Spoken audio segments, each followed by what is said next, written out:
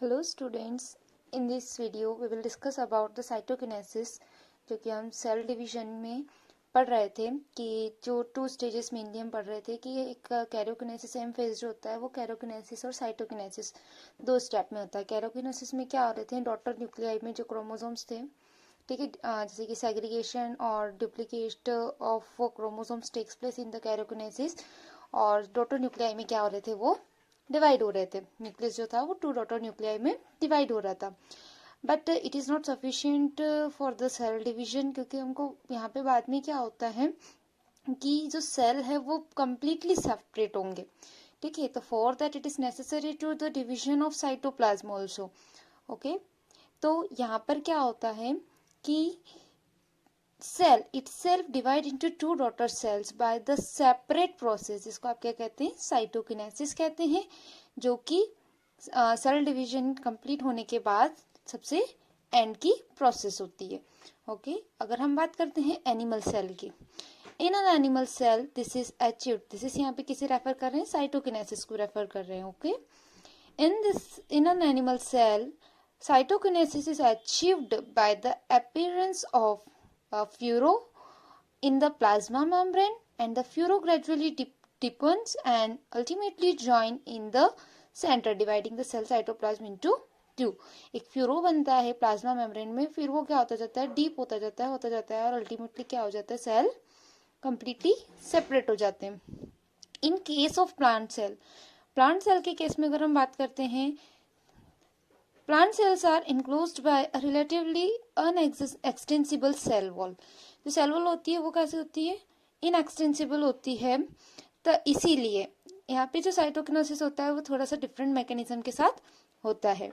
ये the wall formation start in the centre of the cell and grow outward to meet an existing lateral walls, ठीक है।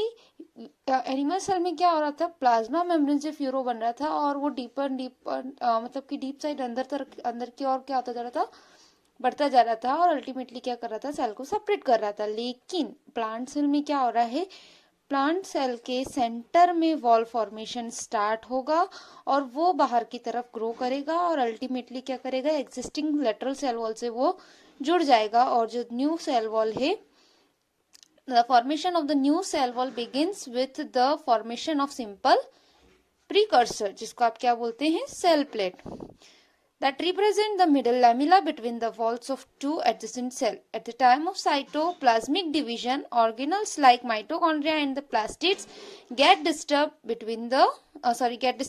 between the two daughter cell, ठीक है। Cytoplasmic division के समय पे क्या होता है, जैसे कि जो ऑर्गेनल है, नाइटोकॉन्ड्रिया, प्लास्टिड, ये सब कहाँ पे चले जाएंगे, दोनों डॉटर सेल में ये क्या हो जाते हैं, सेपरेट हो जाते हैं और क्या होते हैं, अपनी पोजीशन ले लेते हैं। In some organisms, karyokinesis is not followed by the cytokinesis, as a result of which multinucleated conditions arise, leading to the formation of सिंकाइटियम, जिसको आप क्या बोलते हैं, लिक्विड एंडोस्पर्म, जैसे कि एग्जांपल है कोकोनट में। ओके, मतलब कि क्या होता है, कैरोकिनेसिस के बाद अगर साइटोकिनेसिस की प्रोसेस नहीं हो रही है तो वहां पे जो सेल है वो कैसा हो जाएगा, मल्टी न्यूक्लिएटेड हो जाएगा, क्योंकि मोर देन वन न्यूक्लियस, क्योंकि न्यूक्लियर डिवीजन तो हो गया, कैरोकिनेसिस की प्रोसेस हो गई, अगर साइटोप्लाज्मिक डिवीजन नहीं हो रहा है तो यहाँ पे क्या होगा, यहाँ पे जो ऑर्गेनिजम्स होगा वहां पे हम कहें कि सेल जो होगा वो कैसा हो जाएगा, मल्टी न्यूक्लिएटेड हो जाएगा। आई होप कि आपको यहाँ पे साइटोकिनेसिस समझ में आ गया होगा। Now let we discuss about the significance of the mitosis. Mitosis, और जिसको आप इक्वेशनल डिवीजन कह रहे थे, ठीक है, is usually restricted to the diploid cells only. Okay, अगर हम बात करें कि यहाँ पे डिप्लॉयड सेल्स के लिए ही माइटोसिस है, but in some lower plants and some social insects, haploid cells also divided by the mitosis. ये एक कुछ एक्सेप्शनल स्पीशीज हैं जिनमें हैप्लॉइड सेल्स में क्या हो रहा है, सेल डिवीजन हो रहा है, किसके थ्रू, माइटोसिस के थ्रू। ओके, बाकी नॉर्मली अगर हम बात करें तो ये डिप्लॉइड सेल से होता है। It is very essential to understand that the significance of the division in the life of an organisms are you aware of some examples where you have studied about the haploid और diploid insects.